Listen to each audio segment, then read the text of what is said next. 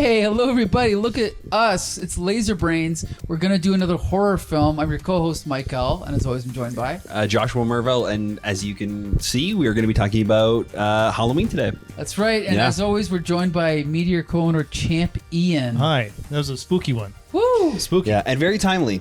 Very timely. Yeah. Very timely. Today is November the 20th? That's right. We're Yeah. running a little late. That's okay, though. We're still in a festive mood. Yes. So here's the thing.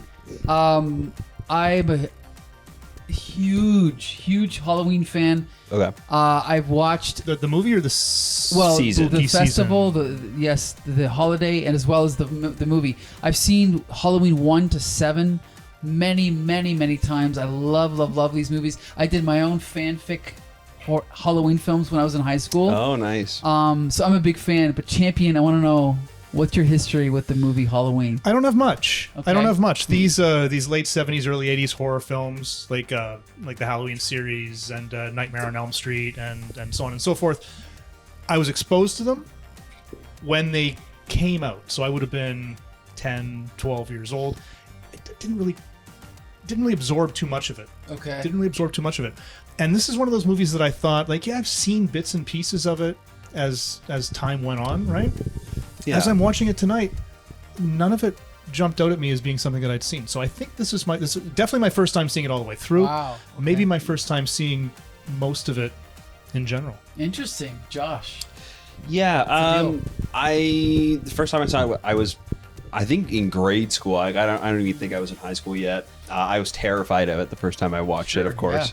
And I don't think I've seen it since. I've definitely seen other Halloween movies, and I've for sure seen scenes from this movie, whether it be just clips or like parodies of it, or even like other movies kind of taking inspiration from absolutely. this one. But yeah, it was always kind of this scary thing that I always associated with the season and with horror movies in general.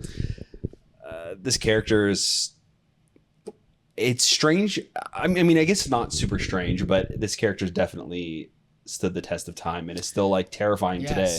Well, we should say, for those that don't know, this is the template for all 80s horror. It inspired Friday the 13th. It inspired like 1,000 slasher films that came out in its wake. Some of them are good, like Sleepaway Camp and the one with Jason Alexander where they go to an island and they'll get killed. Oh my God. Yeah, it's awesome, trust me. But this one is still the best, I think. John Carpenter, I've seen everything he's ever directed except the one with Suzanne Summers, okay? I haven't seen that. He did make a movie with Really? Suzanne Summers, yeah. I've seen everything else, including his Elvis biopic.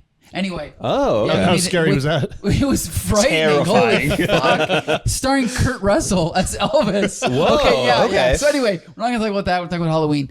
But I do love this movie, and watching it tonight, I guess the only thing I can say is I purposely avoided watching it for a few years because I'd seen it so many times it was almost memorized. So this time around, I found it to be like blunt force trauma, like so. It's almost like just smashing you over the head. There's no frills. There's no extra. It's just, this is what it is from the first frame to the last frame. And it's almost unbearably suspenseful because there's like, Michael Myers is hanging over the whole film and you're just waiting. Oh my God, what is he going to do now? What is he going to do now? The entire movie feels like that. Not just like the things that are happening, but like every little part, like the score even has that feel to it because it's so simple but so memorable. The like synth of like going back and forth, and it's like the only thing is like this synth piano, and then like the bass, like the boom boom. Yes. Like it's so, and it just repeats over and over again pretty much the entire movie. It's almost the only score in the movie. You know what I mean? Like I'm not kidding. There's 3 songs, if you want to call them that. Yeah. There's the theme with that bass line. yeah. But then there's also the like the dun dun dun dun boom. It's like the sad one. Then there's the one they only use twice, which is almost near the end, right before he kills one of them. I don't remember which one. Then they bring it back right before he's just starting to attack Jamie Lee Curtis, Laurie Strode. It's that boom, boom. It's like, right.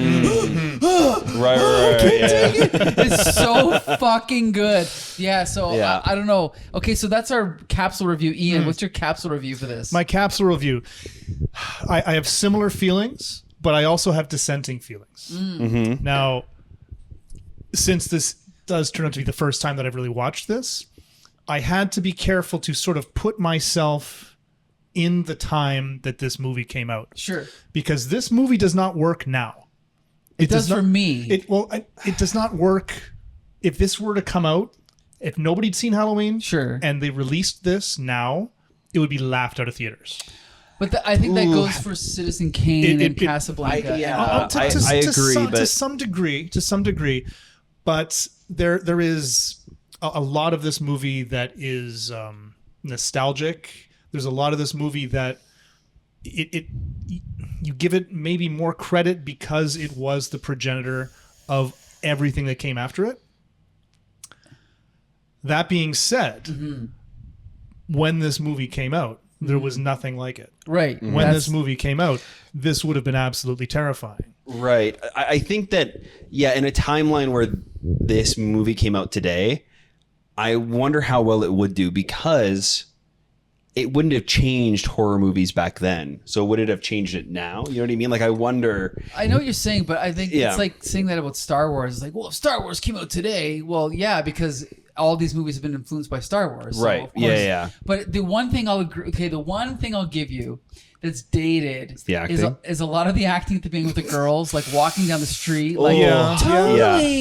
and it's dated and theatrical. Yeah, and it's not even that it's set in the 70s. It's the fact that it feels like they are just reading lines. Like, it doesn't have with dialogue. With the exception of Jamie Lee Curtis. She actually did a does fantastic She job. actually is far better than I remember. But everyone around her, I mean, like, when you strip away the suspense and the Michael Myers aspect of it and the looming specter of someone who's trying to kill everyone, it's a little silly. The dialogue's a little silly. His doctor, who spends my God. Okay, wait, three-quarters of the movie just standing outside a house looking past bushes. Hold on. Let me just say, Donald Pleasance is a great actor. Yeah. He is a great fucking actor. But his character, you're right. When you watch it, you're like, what the fuck does he do? And he introduce him. He kind of like is the Greek chorus. He tells us how scary Mike Myers is. Then he does nothing for 2 hours. Right. Yeah. And then when the movie is at its most suspenseful, he's slowly walking down the street. I know that's a weird moment. Yeah, there's a lot of the movie that just seems as though it just needs a little push. Well, okay. First, let me just say I've seen every single thing John Carpenter's ever directed except the one with Suzanne Summers. But it's my favorite one, by the way. He has a distinct style that is very. I don't know what the word for it is, because he's one of my favorite directors. But he's also, I guess maybe the word is mechanical, where you can. And even Scorsese said he loves his films because it feels like even when the camera moves, you can feel John Carpenter's hand moving the camera, because it's so handmade and handcrafted. And when you're watching this movie, I like it because it's like he's an auteur and it's all him. Like, everything is him. But at the same time, there's certain things where you go like I can see how you could just nudge that. Is that what you're saying? Like, I think to a degree, yes. A couple of scenes that stuck into my mind where Michael Myers is in the car, and he's watching somebody from the car, and whenever he's watching someone, they're just walking very, very slowly. Sure. Jamie Lee Curtis, he's watching her as she walks very slowly down the sidewalk, or the little kid that she's babysitting after he lands on his pumpkin. Yeah. He walks very slowly. Oh, in the foreground when he's And it makes for some dramatic shots, but it takes us too long to get there, and the pacing just sort of suffers as a result. I think the thing is okay, let's put it this way. I think what you said, you hit something there where you said there's nothing like it when it came out. And even the fact that I made fan fiction films when I was 12 and 13. I think it kind of proves that like there's a, like I said earlier, it's like a blunt force. It's primal. Like anyone who watches this would go like, what the hell is this? And so when it came out, there were so many imitators, but at the same time, it's almost like, I don't know what the analogy would be, but it's almost like, oh, I'll just use punk rock. It's like, I love punk rock, but it's also easy to imitate. Mm-hmm. So it's like, oh, I can do it too. I can play power chords and play really fast and be really angry. So it's kind of like that. It's like what John Carpenter did was original, but it was also kind of easy to imitate and also easy to fuck up. That's because kind of it was what you're saying, right? right? Because it's so real too. I feel like the shooting style, like you were saying, feels like somebody holding a camera. But I think in that sense, it makes it feel like Michael Myers is the one walking around. Like you never, because there are times where it is from his POV. So when the camera is a bit shaky, you never quite know like from whose eyes that we're kind of seeing things. Yes. And I think that definitely adds to the suspense. Like when we see Jamie Lee Curtis walking away down the sidewalk and we kind of see the camera and she's just like walking away from camera and it's just like slowly moving, and I'm not sure if this is his POV or if he's gonna come out from a bush or something. You know what I mean? Like it's trick you. Very purposeful shooting. Every camera move, every like shot, I think is set up so well in this movie. I think it really suffers with the script though. I don't think so. But go ahead. Okay, so this subplot with the doctor is terrible. It's so bad. I don't think it's terrible. I just think it's. I actually think it has a point. I'll tell you what. Do you want me to tell you what I think the point is? Sure. Okay. So I think the point that's very deliberate is that just like how the cop couldn't really save her, just like when she went to the neighbor's house and the neighbors looked through the window, they open the blinds, then they turn the lights off and they close the blinds. The neighbors are not going to help you. And I think the point is supposed to be the institution is not going to help you either. No one is going to be able to help you. You're in the suburbs. You think you're safe, but there's things out there that can get you, even though you feel safe in the suburbs. And none of these things can help you. So I think that was deliberate to show that he's just kind of wandering around, like pontificating, but doing nothing. That's what I think the point was. Right. I think there's ways to do that without him just standing around doing nothing. Like if he was searching, he's talking about how like you have no idea what is unleashed. There are so many families that are in danger. People are going to fucking die. Sure. But keep this on the down low. Like don't tell anybody. It's like I don't know. There's so much about it that I just feel like does not work. Him staying at the house behind a bush waiting for him to just walk up to the house is really terrible. Like I don't know, you should have him be doing something to try and find him or figure out what's going on, and you can still make him helpless in other ways. I don't think it's done right at all with the character. Okay. And then for him to kind of show up at the end and just shoot him, and that's the resolution, which there is no real resolution, but like that's arguably a Deus Ex Machina. Yeah, arguably, yes, because he's not actively searching for him. He's not like really doing anything to help out with the plot. He's just there, and then he shows up at the end and shoots him. But however, I will say he is the only one that really knows who he is and what he's capable of. So Laurie Strode does not believe, like when the kid says the boogeyman's out there, Laurie Strode doesn't believe him.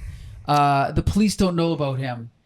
The insane asylum, they're all dead. So he's the only one that has the knowledge that he's out there. But once we see him escape the insane asylum, and he tells the cop how dangerous he is, or even when he's at the phone booth, he's done.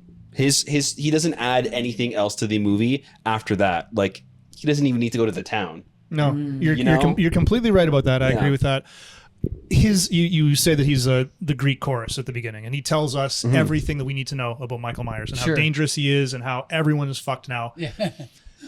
Having that information and then to just stand around having that information makes it even less plausible. Yeah. He should be frantic because he knows how fucked everyone is. But no, he's just wandering around town.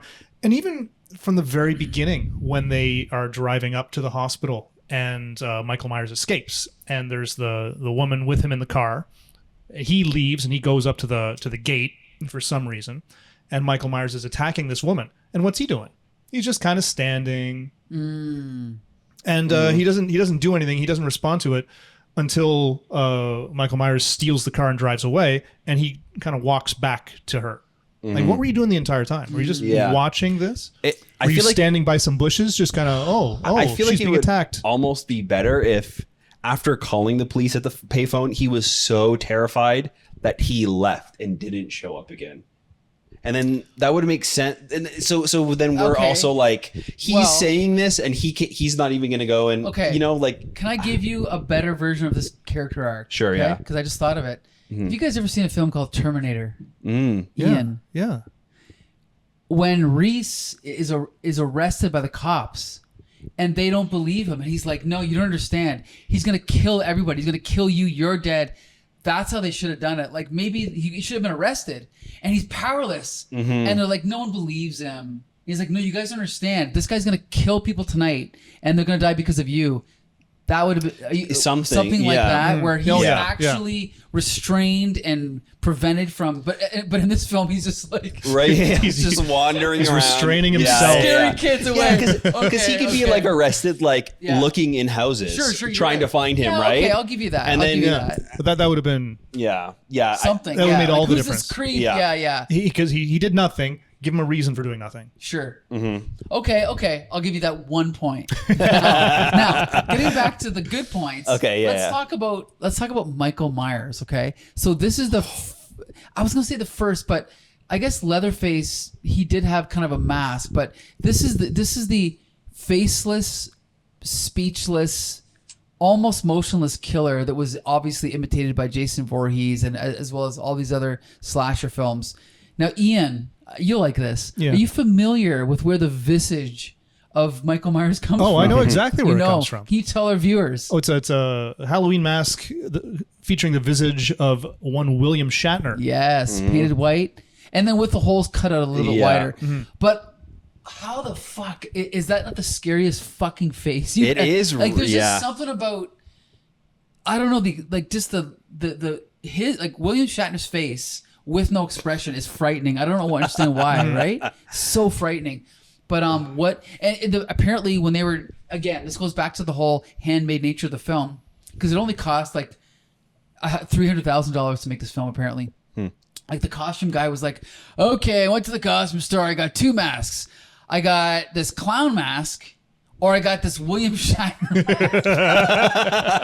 I'm like, oh, fuck it. Okay, we'll use the William Shatner mask. So history would have been different if they used the clown mask, right? Yeah. So it's just a fluke that they took this William Shatner mask, painted it white, cut the holes a little bit wider. Maybe they colored the hair black. But, oh my God, right? Like, you create an icon right there. Like, it's just so perfect. He doesn't speak at all. There's only one moment in the film where they rip his mask off, which I've seen this film 50 times and I always forget. I'm like, oh my God, yeah, you see his face. Clear as day. For like a second. Yeah. For like a second. Which I appreciated. I was happy that they didn't linger on that. Yes. I was happy that they put the mask right back on. Okay, you just get a taste. That's all you get. Oh, like, let's be clear. Say what you will about John Carpenter, but he is very deliberate and meticulous about, like, he holds off on, like, you don't see a close up of him in the mask until like almost halfway through. Yeah. Or I think he's on the phone.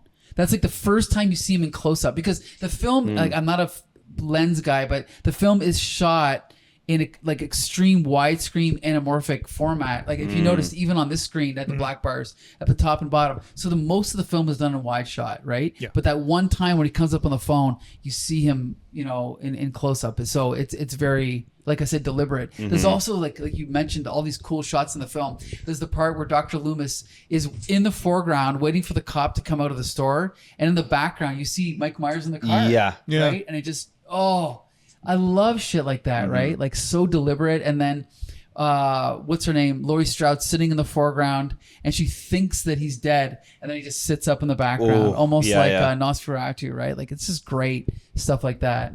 So I don't know. I mean, oh boy. I mean, John Carpenter, like I said, I've seen all of his films except the one with Suzanne Summers, but this is my number 2. What do you got against Suzanne No, Summers? nothing. I can't find a copy of it. If you can find a copy of, I think it's called My Crazy Summer or something like that, send it to me, please. Ian, this is a project for you, maybe. Okay, I'll look up the exact title I'll see if I later. can find you a legitimate. Yeah. Like I've seen all of them. I saw the one with Tommy Lee Jones and Linda Hamilton where there's a crazy car that, it doesn't matter. We'll talk about it later. We're going to review that on our movie night. Yeah, he is one of my favorite directors. But also, okay, here's one of the things I noticed. There's only 3 on-screen murders in this film. 4. 4? Okay, so he kills the first girl. Okay, so His sister. okay, you're right. Right. 4, It was the 4th, I think. You're Yeah, right. yeah. Okay, But after he comes out, it's just the 3. just the 3. Yeah. And it's almost like, And the dog. oh yeah, the dog. Yeah. They almost never kill the dog. In this film, they kill the dog. Oof. But in this Yeah. film, I was sitting here watching it in 2024 with the 2024 audience and thinking, is everyone gonna buy it? Because it's so slowly paced, right? And it's like in a even Friday the 13th, which came out in I think 80, there's like 15 murders or whatever it is. But it's like, right? But in this film, they purposely take their time, and I love that about it. I don't know, Ian, what do you think? Yeah, provisionally, I love it as well. Okay, It's a very, very slow burn. Very slow burn. Again, probably too slow for modern audiences. Okay. So I had to put myself back in the 80s as I'm watching this. But very effective. Yeah. Because when he does start killing people, it really turns it up. It really turns it up. and and the thing is I love horror, but I really like John Carpenter horror. And there's a film called It Follows that is from Detroit actually, and it's a similar style to this, and the deliberate extreme long shot of the POV of Laurie Strode's house, and then seeing him walk out of the garage carrying the dead body is fucking frightening. Because again, it feels like that's something you could see. Yeah. And then the kid sees it and she doesn't believe him. So that's even more terrifying, right? Yeah, I think as a kid too, it's even scarier because nobody believes anybody in this movie. And I feel Right. like as a kid, you're like the most helpless in those Sure. types of situations.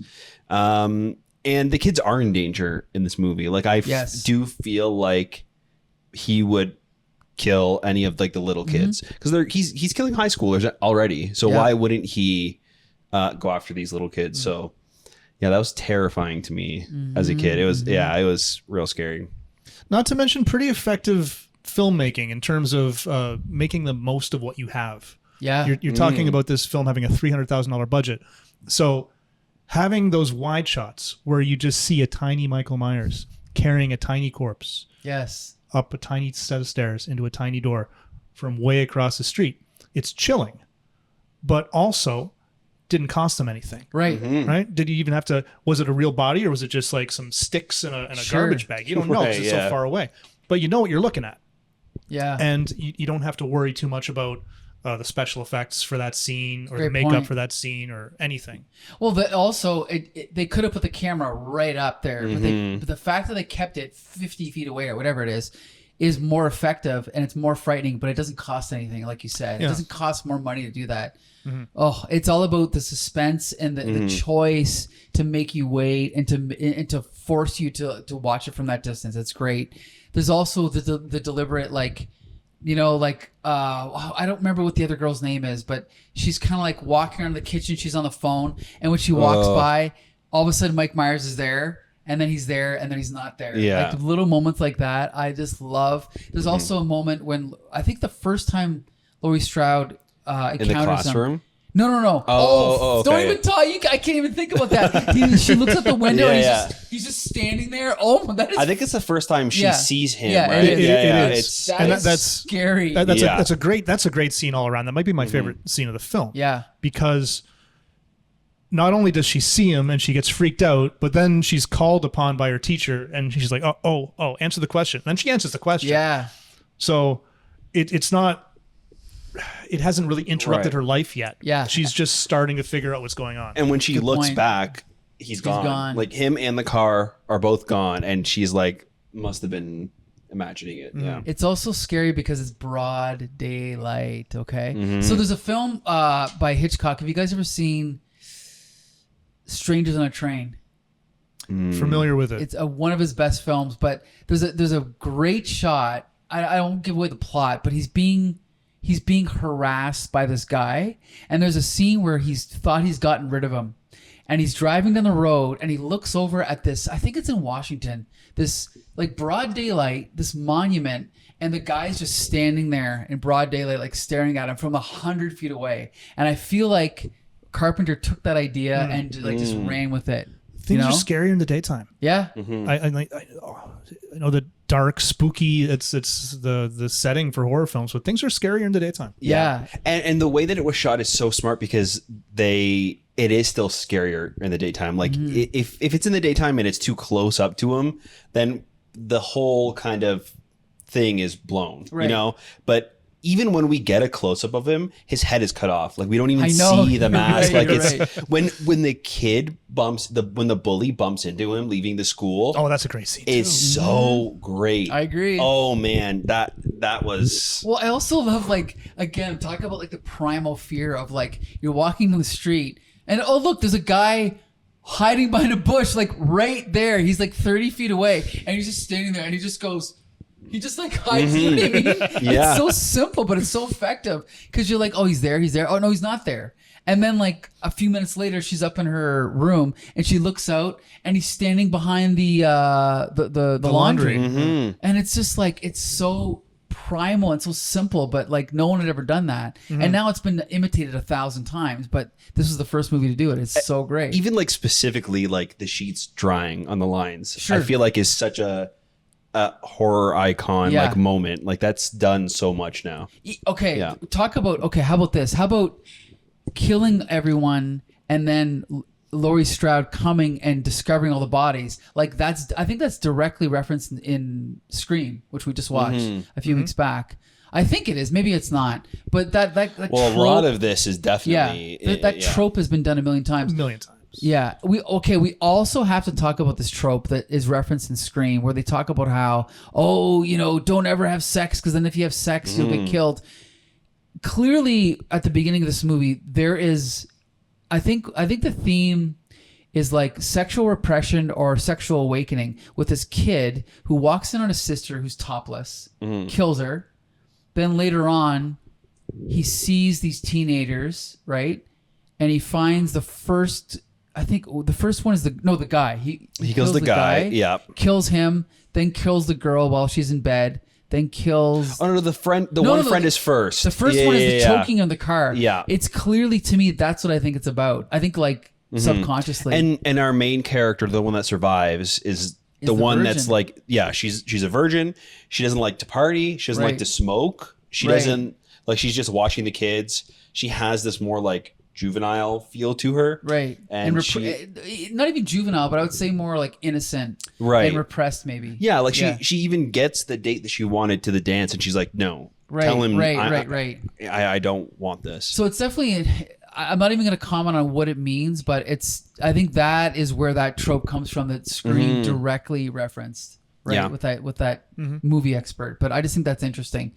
But So okay, I love Dr. Loomis. You guys don't love Dr. Loomis as much. Well, I thought that Dr. Loomis was like a charming character. Sure, yes. I just wanted to see him do something. Yeah. Well, can I just comment? Dr. Loomis is in Halloween 2, Halloween 4, Halloween 5, Halloween 6.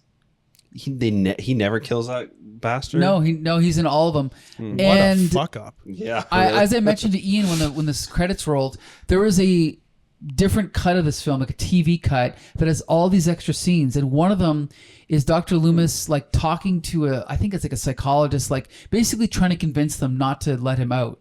So it explains more, but I just think it slows the pace down. You don't really need it.